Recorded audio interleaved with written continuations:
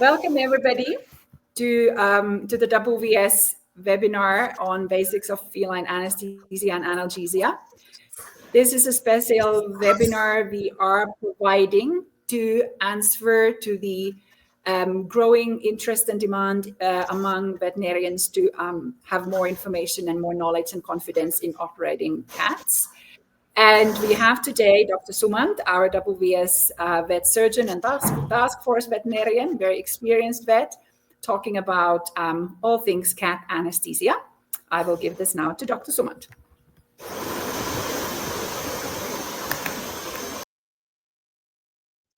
Hello everyone, welcome to WS India webinar on the basics of feline anesthesia and analgesia. I'm Dr. Sumant. So in this webinar, we will talk about alleviating stress, anxiety in feline patients, pre-anesthetic evaluation, multimodal analgesia for acute pain, sedation, induction and maintenance protocols, anesthesia monitoring, anesthetic complications, recognizing and assessing acute pain using pain scales. So anesthesia begins at home. The pet parent who begins the continuum of anesthesia by fasting the pet and giving anxiolytics to the pets who are fractious and aggressive, or for the pets who show fear, anxiety, or stress during visit to the pet clinic. Gabapentin and trazodone are two good options. So in our practice, we commonly use gabapentin, 50 mg for small animals, 100 mg for big cat. It has to be administered 2 to 3 hours prior to arrival.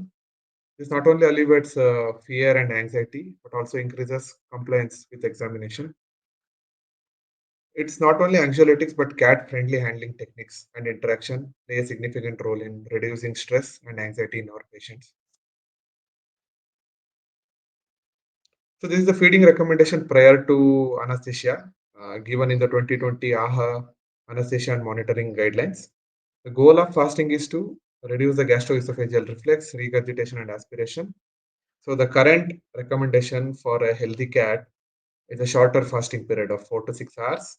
And if you have a pediatric or neonatal patient, the fasting period should not be more than 1 to 2 hours. And if your patient is diabetic, the fasting period should be less than 4 hours.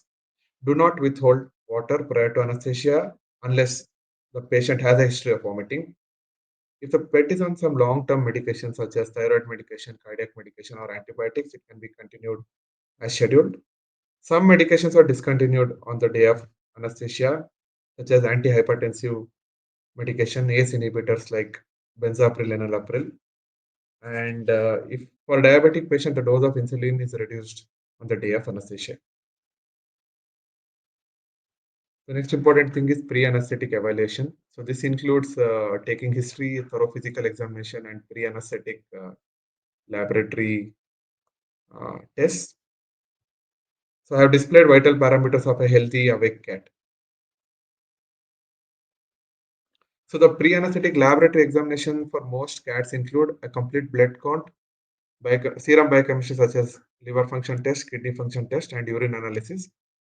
If you have a senior or a geriatric patient, on top of CBC, LFT, KFT, and urine analysis, you may have to consider doing a cardiac examination, thyroid profile, and thorax radiography. So this recommendation is from 2018 AFP feline anesthesia guidelines. So based on the pre-anesthetic evaluation, we assign our patients to one of these 5 categories of ASA physical status classification, ranging from ASA grade 1 to ASA grade 5. So ASA physical status classification is a vital tool for evaluating anesthetic risk and to tailor your anesthetic plan. We'll go through this quickly. This is very important because higher ASA grades correlate with higher increased anesthetic risk. In ASA physical status 1, we have normal, healthy brachycephalic patients. In ASA physical status 2, we have patients with mild systemic disease or brachycephalic, obese, or pediatric patients. In ASA physical status 3, the animals are suffering from severe systemic disease such as moderate anemia, moderate dehydration, compensator or controlled renal or cardiac disease, controlled diabetes and controlled epilepsy, and so on. In ASA physical status 4, here the patients are with extreme systemic disease or disorder that is a constant threat to life. For example, status epilepticus, perforated intestine, pyothorax, hypovolemia, uncontrolled diabetes. So in ASA physical status 5, it includes moribund patient who isn't expected to survive. So such as patients with multiple organ dysfunction, terminal malignancy, with severe or decompensated cardiac or renal disease, and severe trauma. I have two cases here. So yeah, the case one is a healthy, aggressive cat presented for a spay. I'll put this cat in ASA physical status 1. Whereas in my second case, I have a cat suffering from pyothorax who is undergoing thoracosynthesis. So I'll put this patient in physical status 4. I was mentioning that ASA physical status is really essential for tailoring your anesthetic plan. So if your patient is in ASA physical status 1 or 2, you can confidently use an alpha-2 agonist such as dexmedetomidine or a tranquilizer such as acepromazine. So in my first case, I would use a combination of alpha-2 agonist, opioid, and ketamine for pre-medication. Whereas I cannot use an alpha-2 agonist or tranquilizer in ASA physical status 4 or 5 patients. So I am left with only opioid and benzodiazepine as my pre-medication options. So in this case, in the case number 2, I would rather use butorphanol and midazolam and maybe a local block. So that's how ASA physical status helps you to tailor your anesthesia plan. Then coming to multimodal analgesia for acute pain, the pain pathway is a 4-step process. So whenever there is any noxious stimulus, it will convert into electrical impulse at a peripheral nociceptor. This is called as transduction. This can be blocked by NSAIDs and local anesthetics. So this electrical impulse travel along first order neuron from peripheral nociceptor to the spinal cord. So this is called as transmission. This step can be blocked by opiates and local anesthetics. This first order neuron forms a synapse with a second order neuron in the dorsal horn of the spinal cord. This step is called as modulation. So here the signals are either amplified or dampened. Then the second order neuron goes all the way to thalamus and it forms a synapse with the third order neuron. And the third order neuron goes to the higher centers of the brain where the signal is pursued. This step is called as perception or nociception. For blocking modulation, opiates, alpha-2 agonists, and NMDA receptor antagonists block the modulation, whereas general anesthetics, opiates, and alpha-2 agonists blocks the perception step. As you can see, there's not a single class of drug that will block all the 4 steps of the pain pathway. And it is beneficial for us if we use at least one drug from each class of drug to effectively block all the 4 steps of pain pathway before even giving a noxious stimulus. This is called as multimodal analgesia. Coming to the options we have, among opioids in Indian context, we mostly have most of us use buprenorphine or butorphanol. Some vets also use fentanyl. For local anesthetics, lignocaine and bupivacaine are commonly used. NSAIDs in cats, there are only 2 recommended NSAIDs that we can use in cats. That is meloxicam and robenacoxib. The other adjunct analgesics includes ketamine, alpha-2 agonist, and tramadol. Tramadol is really efficacious in cats. If you don't have butorphanol, buprenorphine, you can consider using tramadol in cats, unlike in dogs. So before you anesthetize any patient, you need to have an anesthesia safety checklist. This is very important for the following reasons: to ensure all team members are aligned, to ensure critical steps are covered, to ensure patient safety is prioritized throughout the procedure. In anesthetic safety checklist, you have to make sure whether you have all the drugs available. You have to make sure anesthetic equipment and monitoring equipments are ready. You have to make sure a person is assigned for monitoring anesthesia. You have to make sure you have an emergency crash kit on board. So make sure to have an anesthetic safety checklist before you even anesthetize a patient. Coming to procedural sedation, there are many drug combinations and options that we can use based on the level and depth of sedations required. The important class of drugs that we use for procedural sedations are tranquilizers, sedatives, and analgesics. If your patient needs a lighter sedation, like our patient who was undergoing thoracosynthesis, you can use a combination of opioid and benzodiazepine. And if your patients need a moderate sedation for splint or bandage, you can consider using an opioid with an alpha-2 agonist or a tranquilizer. But if your patient needs a profound sedation for an elective procedure like spay or even for fracture repair, then you can use a combination of opioid, alpha-2 agonist, and a dissociative anesthetic agent for giving a heavy or profound sedation. So this is the drug dosage chart we use at WBS India for elective procedures such as spay neuter and wound closures. In cardiovascular stable patients, we use this protocol. We use a combination of dexmed, buprenorphine, and ketamine for sedation. And sedation can be given either IM intramuscular or intravenous. For cooperative patients, we can give sedation via intravenous route. For that, you can use a towel restraint technique. And for fractious patients where you have to use an intramuscular technique for giving sedation, you can use a squeeze cage technique. They are feline friendly techniques. Okay. Then coming to induction, induction of anesthesia is mostly achieved through injectable agents. We don't use mask induction with an inhalant because this is not only stressful for the patient, but it also leads to environmental contamination. So any induction drug can potentially cause a respiratory depression. So pre-oxygenation should, for at least 5 to 10 minutes, should be a standard practice, especially if you have a brachycephalic breed like Persian cat. I would suggest pre-oxygenating them. There are different drugs that you can use for induction. You can either use ketamine and midazolam or propofol. They both are commonly used. Or if you have zolatil, that is tiletamine zolazepam, you can use that drug as well for induction. Then coming to anesthesia maintenance, maintenance of anesthesia can be done either with TIVA, that is total intravenous anesthesia, or you can maintain anesthesia with an inhalate agent such as isoflurane or sevoflurane. So the minimum alveolar concentration of isoflurane in cats is 1.6, and the minimum alveolar concentration of sevoflurane in cats is 2.6. This vaporizer setting is adjusted according to the anesthetic depth. Whether you are using total intravenous anesthesia or gas anesthesia, irrespective, you have to make sure the airway management needs to be done. It is very important. For that, for airway management, you have to intubate the cats. Endotracheal tubes, sizes of generally 3, 3.5 or 4 are most commonly used in cats. Cuffed ET tubes are preferred, and the length of ET tube should be from the canine tooth to the point of shoulder or the thoracic inlet.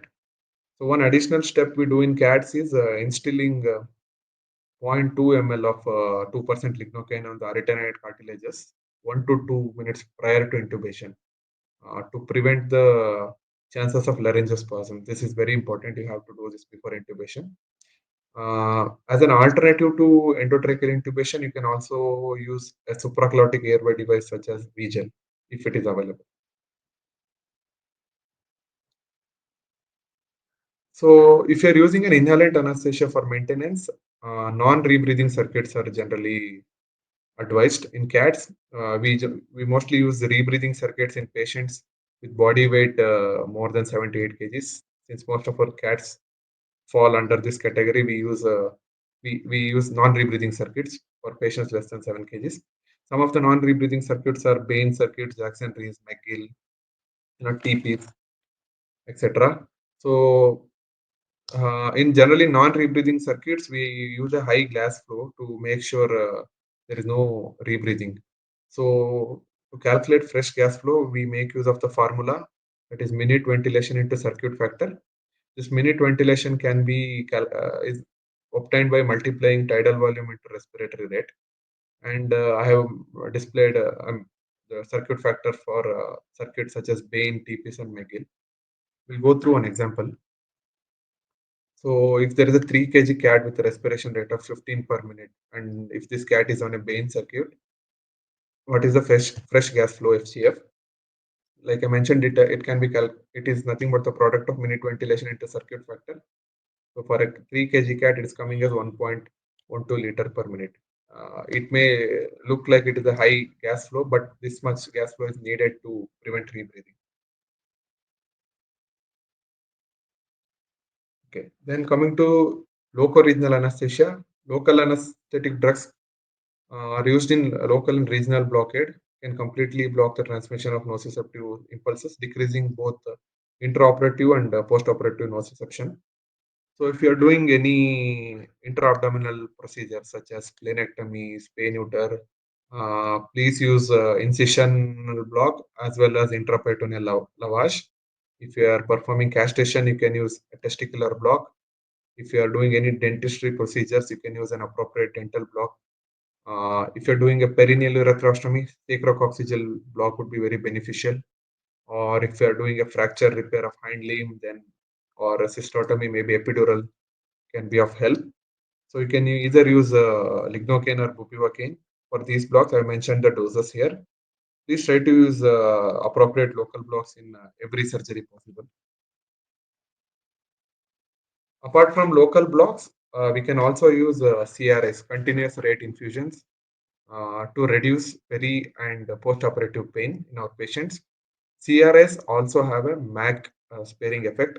So it helps us to reduce the concentration of isoflurane or sevoflurane used, which at higher doses can cause hypotension and hypothermia. The most commonly used CRIs in feline patients are fentanyl CRI, dexmed CRI, or ketamine CRI.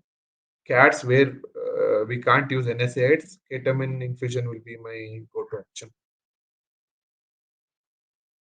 Coming to anesthesia monitoring, hands-on monitoring of anesthesia includes checking heart rate, respiration rate, checking jaw tone, palpebral reflex, color of mucous membrane, tongue, capillary refill time, pulse rate, and monitoring for nociception. We can also use a multi-parameter patient monitor for continuous assessment of parameters. This is a picture of multi-para monitor for continuous tracking of parameters such as oxygen saturation, end tidal carbon dioxide, that is EtCO2, blood pressure, and cardiac rhythm. It can be of great help while monitoring anesthesia. Coming to surgical flow rate of fluids, the surgical flow rate of fluids in cats is 3 ml per kg per hour. The surgical flow rate of fluids in dogs is 5 ml per kg per hour. I would recommend using a pediatric drip set. So as you can see in the table, if you use a pediatric drip set, it will help you to adjust the fluid rate easily. If you overhydrate your patient, or if you use the fluids inappropriately in a euvolemic patient, it can be disastrous, detrimental. It will lead to pulmonary or peripheral edemas. So make sure you use a surgical flow rate of fluid of 3 ml per kg per hour in cats. Coming to some of the anesthetic emergencies, the common ones are cardiopulmonary arrest, bradycardia, tachycardia, hypoventilation, hypotension, hypoxemia, cardiac arrhythmias, prolonged recovery, and hypothermia. Close monitoring of anesthesia and teamwork is necessary to prevent and troubleshoot these anesthetic emergencies. You should always have an emergency crash kit on board, and this emergency crash kit should contain anticholinergics, antiarrhythmics, sympathomimetics, and reversals such as atipamezole for an alpha-2 agonist, flumazenil for benzodiazepine, and naloxone for opioids. So this is a CPR drug dosing chart for dogs and cats. You can download this from 2024 Recover CPR guidelines for dogs and cats. So a couple of days ago, they also released a new CPR guidelines for neonatal or pediatric dogs and cats. If somebody is interested, you can go through that also. So if the cat has undergone cardiopulmonary arrest, then cardiopulmonary resuscitation or CPR is necessary.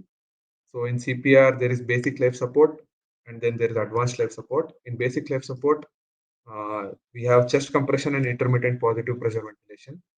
So I have displayed the chest compression techniques in cats on the screen. So we have to give 100 to 120 compressions per minute. And for positive pressure ventilation, we have to deliver 10 breaths per minute. That is one breath every 6 seconds. So in advanced life-saving or ALS, we make use of ECG to identify the arrest rhythm.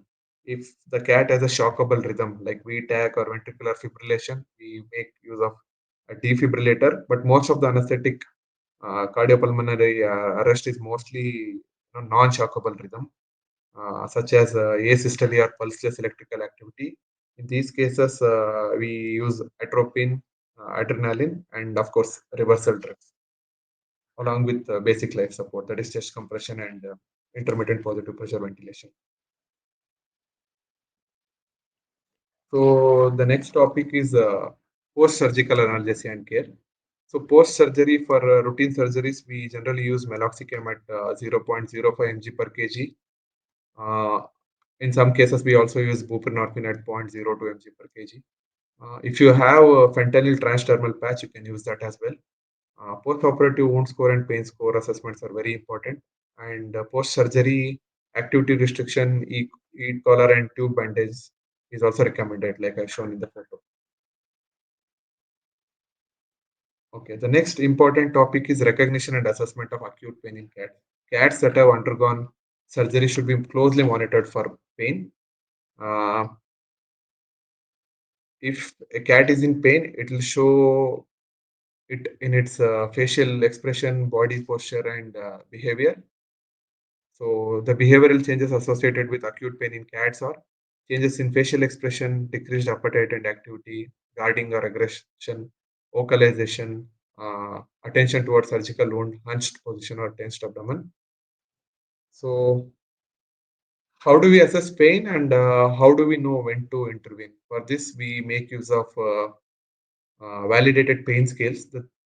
There are three validated pain scales. In that, the two most common ones are Glasgow Composite Pain Measure Scale and Feline Grimace Scale. And when to assess the animal for pain, that is mostly 30 to 60 minutes post surgery. Once the animal is recovering, we need to start assessing them for pain. If the animal is in pain once they are recovered, the first drug of choice would be an opioid. But if you have already given an opioid, then you can use ketamine at 0.5 mg per kg IV as a rescue analgesia. So we'll go through these pain scales one by one. So first one is Glasgow Composite Measure Pain Scale. There are 7 behavioral categories or 7 questions, and in each category there are descriptors ranked numerically. There are several options. The maximum score for these 7 categories is 20, and if you're getting a score more than 5, that means the cat is in pain and we have to give rescue analgesia. So the first question, the first four questions, the first 4 behavioral categories, will be observing a cat from outside. The cat will be in the cage, we'll be observing it from outside. The first question is all about vocalization. If the cat is silent, then we'll give the score of 0, and if the cat is crying, we'll give a score of 1. The second question is about posture. If the cat looks relaxed, we'll give a score of 0. If the cat looks hunched, we'll give a score of 4. The third question is whether the cat is paying attention to the incision site or not. If the cat is not paying attention, then we'll give 0. If the cat is trying to lick or bite the wound, then or giving attention to the wound, then we'll give the score of 1. And the fourth question is all about facial expressions. In that, there are 2 sub questions. So if the cat is not in pain, the ears will be facing forward. If the cat is in pain, the ears will be rotated outwards. So we'll give a score of 0 and 2 accordingly. And in the second sub question, it's all about the muzzle tension in the cat. If the cat is not in pain, the muzzle will be relaxed and the shape of the muzzle will be round. If the cat is in pain, the muzzle will be tensed and the shape of the muzzle will be elliptical. So if the cat is not in pain, we'll give a score of 0, and if the muzzle is tensed and elliptical, we'll give a score of 2.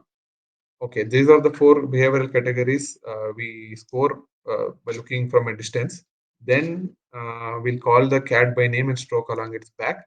If the cat responds to stroking, then we'll give a score of 0, and if the cat is aggressive, then we'll give a score of 2. And then we'll apply a gentle pressure, 5 centimeters or 2 inch from the incision site, and see whether the cat responds or not. If it does nothing, then we'll give a score of 0. And if the cat tries to bite or lash out, then we'll give a score of 4. And then the last question will be your general impression of the cat. If the cat looks happy and content, we'll give the score of 0. And if you think the cat is dull, we'll give a score of 3. And if you feel the cat is depressed or grumpy, then we'll give the score of 4. And we will add all these scores. And if the scores are coming more than 5, that means your cat is in pain. Pain management is not sufficient, so you need to give rescue analgesia. One more validated acute pain scale is called as Feline Grimace scale. This is used for a quick and reliable acute pain assessment, and we may make use of facial expression in this. There are 5 action units, and each action unit is scored from 0 to 2. The maximum score of all 5 action units will be 10, and the recommended analgesic intervention level is more than 4. So we'll go through these action units one by one. The first action unit is ear position. So if the cat is not in pain, the ears will be facing forward. And if this action unit is moderately present, then the ears are slightly pulled apart, then we'll give a score of 1. And if the cat is in lot of pain, the ears will be rotated outwards. We'll give a score of 2. The second action unit is orbital tightening. If the action unit is absent, if the cat is not in pain, then the eyes will be completely open. And if the cat is experiencing a little pain, or if the action unit is moderately present, then the eyes will be partially closed. We'll give a score of 1. And if the action unit is markedly present, when you will give a score of 2, here the eyes will be squinted. The third action unit is muscle tension. So if the muscle looks relaxed and round in shape, we'll give a score of 0. And because of pain, if there is muscle tension and the muscle look appears elliptical, then we'll give a score of 2. So the next action unit is whisker change. If the animal is not in pain, if the action unit is absent, then the whiskers will look loose, relaxed, and curved. If the action unit is markedly present, and if the cat is in pain, then the muscles will be rostral and facing away from the face, as you can see in this photo. And the last action unit is the head position. So if the action unit is present, if the cat is in pain, then the position of head will be below the shoulder, or it will be tilted down. If the cat is not in pain, then the head will be above the shoulder, will give a score of 0. Then we'll add the sum of all these 5 action units. And if your score is coming more than 4 out of 10, that means the cat is in pain. You need to intervene. If you have already given opiate, then you have to give a rescue analgesia with ketamine at 0.05 mg per kg IV. So coming to take home messages from this webinar would be use of anxiolytics and cat-friendly handling practices, a thorough pre-anesthetic evaluation, and tailoring your anesthetic plan using ASA physical status classification, use of multimodal analgesia in cats. Please make use of local blocks and CRI whenever possible, and implementing a surgical safety checklist before anesthetizing your patients. And please do pain scores for all your patients undergoing surgeries. It is very, very essential. It has to be done on the day of surgery, once the animal recovered, not on the next day. So please uh, do that. So these are my references. And if you have any feedback or questions, you can mail me. And I want to thank my colleagues from WS India, Dr. Ilona, Dr. Ganesh, Dr. Gauri, and Dr. Navdeep. I want to thank my colleagues from WS UK, Beth, Fran, and Becky, for making this webinar possible. I also want to thank Dr. Matt and Dr. Carl from Zero Pain Philosophy, and my friend Dr. Sahil Mehta for helping us to refine our protocols. So I am open for questions.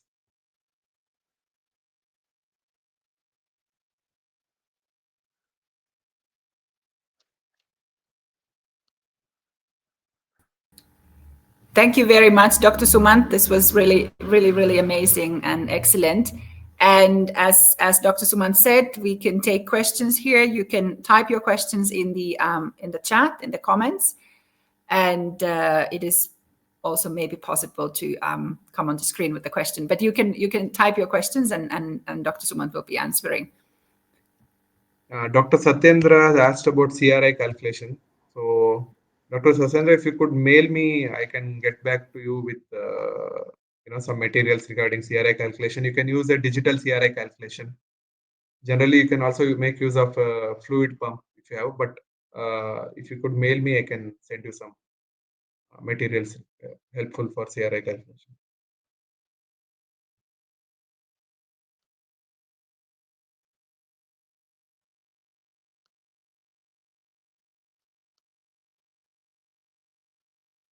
So So one minute is asking about what steps can be taken in case of hypothermia. So first thing is to make sure you delay the chances of cat getting hypothermia. That is by wrapping the extremities with a bubble wrap, or you can use active and passive heating techniques, such as using a blankets or using a hot water bags, and making sure use the multimodal analgesia to minimize the vaporizer setting. So if your cat is on a higher vaporizer setting, the chances of it becoming hypothermia is more. So using multimodal analgesia, using active and passive heating techniques would definitely avoid uh, chances of hypothermia. So Dr. Swarup is asking anesthesia in blocked cats for catheterization. Like I mentioned in the webinar, you can use it is a stage 3 or stage 4 ASA. So you can use a combination of an opioid and benzodiazepine. You can use butorphanol, midazolam, or you can also use a local block such as sacrococcygeal block. That will definitely help you in catheterizing the blocked cat. Would stage 4 CKD patient need analgesia?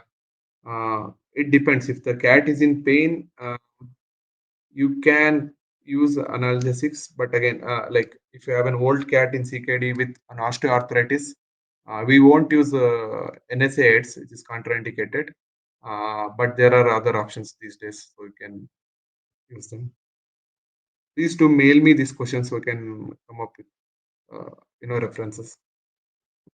So when a cat is considered to be bradycardic during anesthesia, so the resting heart rate of the heart rate of cat during general anesthesia is somewhere around 100 to 180. The heart rate comes down below 180, below 100, below 90 to 100, then I would consider it as bradycardia. And again, if there is bradycardia because of sedation with an alpha 2 agonist, then I would rather reverse it with atipam. Or it is because of high vagal tone, or at the later stages of the surgery, then I'll use an anticholinergic in that place. And I'll definitely check blood pressure, BP, to also know whether the cat is hypotensive or not.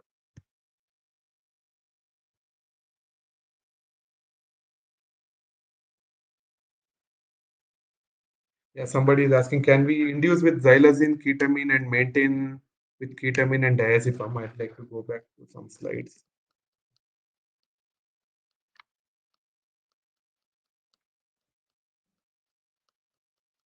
You can induce a cat with xylazine and ketamine, but you can again maintain a cat with ketamine and diazepam. But if you don't use other class of drugs such as opiates or local anesthetics, then I think we won't be able to give a multimodal analgesia in that case. You can expect a higher pain scale. So I would definitely suggest you to use some opiate and local blocks. Uh, if you get butorphanol or buprenorphine, well and good. If not, I'm sure tramadol is easily available in for us. So at least you can use tramadol in your protocol and some local blocks. That would make the protocol better, in my opinion. What about diazepam in cats? You can use diazepam at 0.25 mg per kg. I would rather use midazolam because midazolam is water soluble and you can give it intramuscular and IV as well. But if you're using diazepam, it has to be given strictly IV. You can use either midazolam or diazepam. Which is the best CRI? It depends actually. Um, you, if you have fentanyl, a lot of vets use fentanyl throughout the surgeries. And if not, if you have done a procedure like an amputation or something, and if the cat is still in pain even after surgery, for post-operative pain, you can use a ketamine infusion. That would be good. Any modification in anesthesia for cardio compromised patient? Uh, Fluid rate, yeah, make sure you keep the fluid rate at 3 ml per kg per hour. And for cardiac compromised patient, they will come under ASA physical status 3 and 4. Then I think you should definitely avoid drugs such as alpha 2 agonists like xylazine, dexmedetomidine, because they will reduce the cardiac output. and tranquilizers such as acepromazine. So in a cardiac compromised patient, I would rather avoid alpha-2 agonist tranquilizers, ketamine, and mostly the pre-medication of choice would be benzodiazepine and an opioid. You can use CRIs too. Dexmedetomidine dose in cats and root dexmedetomidine. If you are giving IV, I think around 3 to 5 microgram per kg would be good enough. Or two, if the cat comes with a gabapentin pre-medication, then just around 2-3 microgram per kg would be sufficient. Would be a sufficient dose of dexmed. Or if you're using intramuscular, then I think around 7 to 10 microgram per kg is also good enough.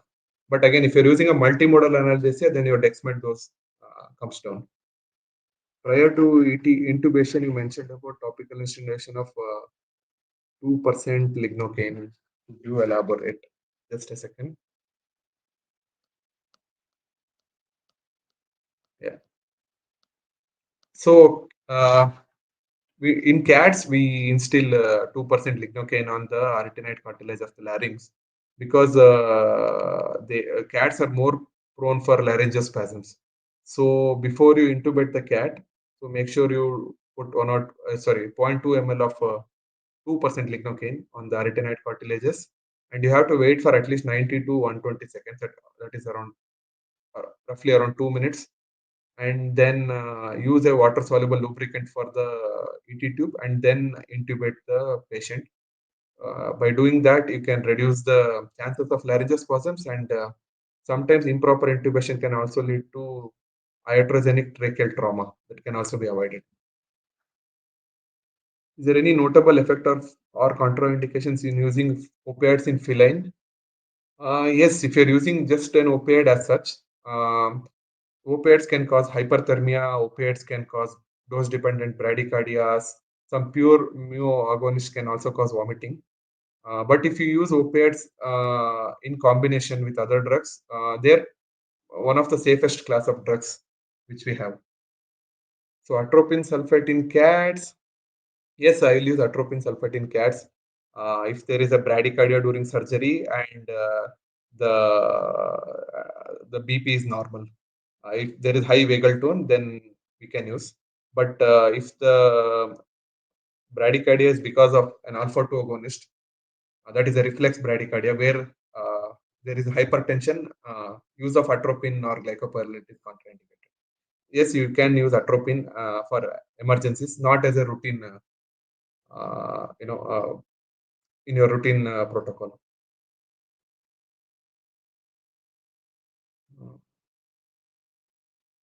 It takes, does diazepam prolongs recovery time? No, diazepam is not very long acting. It's ketamine. It depends on what dose of ketamine you've used in your protocol. Generally, it takes time. But if you switch to propofol instead of ketamine diazepam, I think you can reduce the recovery time in your patients. What is the sedation and anesthesia dose of xylazine in ketamine combination? Xylazine, you can use it at 0.5 to max 1 mg per kg. Ketamine, again, it depends. Around 2 to 3 mg per kg, IM would be a good dose. Please discuss about Zolatil and how it works. Zolatil is nothing but zolazepam and tilatamine. So wherever you can use, in our protocol, instead of ketamine, you are using tilatamine, and instead of diazepam, you can use zolazepam. So it is a good agent for induction. You can use Zolatil at around 4 mg per kg for induction. If you're using it for sedation, you can use up to 10 mg if you're using intramuscular route, 10 mg per kg. Is tramadol considered safe for using cats? Yes, tramadol is safe for using cats. One contraindication would be avoid using cats with seizures. Yeah. Otherwise, cats will develop frothing after receiving tramadol post-operatively. It's the tramadol preparation which we get in India is the tablets. They're quite bitter and cats don't like it, so that's why they end up frothing. Post-operatively, I wouldn't suggest using tramadol. You can use it as a part of multimodal analgesia during surgery. Or you can use switch to injectable. Otherwise, if the cat is having frothing because of tramadol, you can actually switch using injectable. Contraindicated medicine in cats. There are several drugs. One drug I can think of is lignocaine or any local anesthetic giving IV. So that's why we don't use lignocaine as a CRI in cats. That is one drug which is contraindicated, but definitely you can use lignocaine or bupivacaine as a local block. Incision, intratesticular, intraperitoneal lavage, or any epidurals you can use.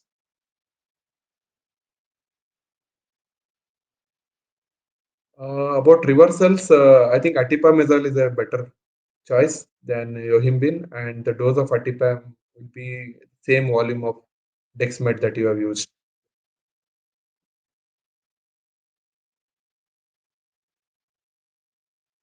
For neuropathic pain, yeah, there are several drugs. Gabapentin is one I can think of.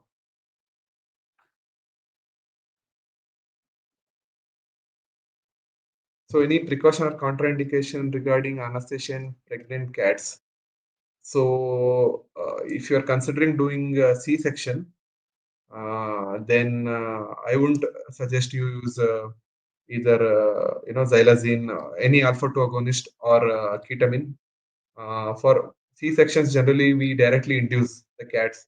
You can use low-dose opioid and direct propofol for induction, but at a very higher dose, at around 4 to 8 mg per kg, and then you can put the cat on maintenance either with Tiva with propofol or gas. I think propofol or gas anesthesia, they both are considered safe for pregnant cats. And once the kittens are out, then you can give a shot of NSAID if possible.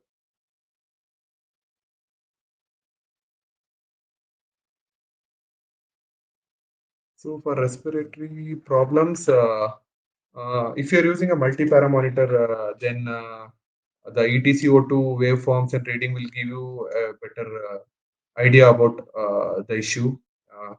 If the cat is hypoventilating, then you can first thing you can think of is reducing the vaporizer setting and making sure you give sufficient ventilation for the cat.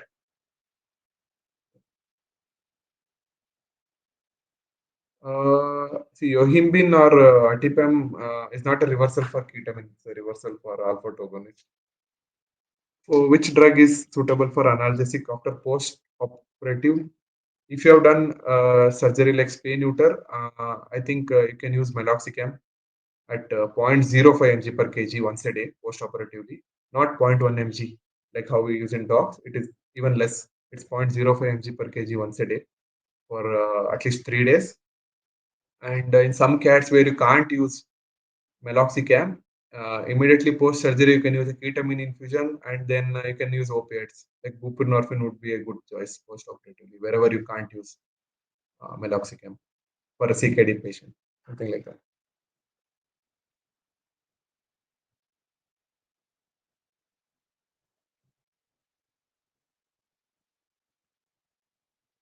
Yeah, I guess we are done with questions, and if somebody has more questions, then I'll just share my mail ID again. You can please feel free to mail me, and I can answer the questions with suitable or appropriate reference materials. We have recorded the webinar, so if you'd like the recording, then you can email Dr. Sumanth and we'll get that to you. Yeah, I'll just display my mail ID once more. So if you have any further questions, please mail me. I'll get back to you. We do have one more question in the chat at the moment. Can you see it?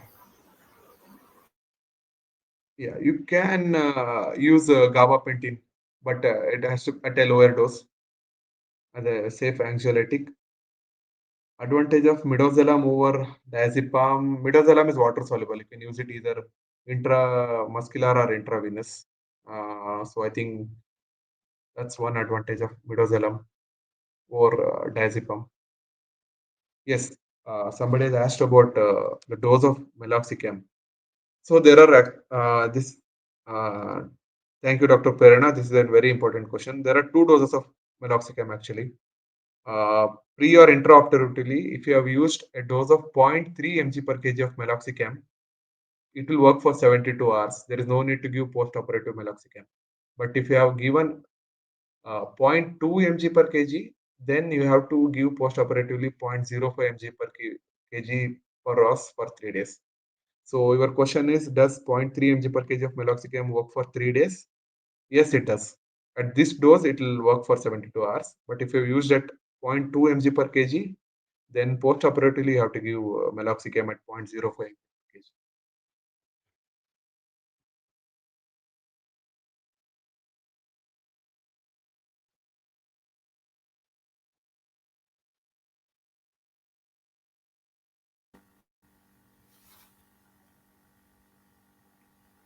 Okay, thank you.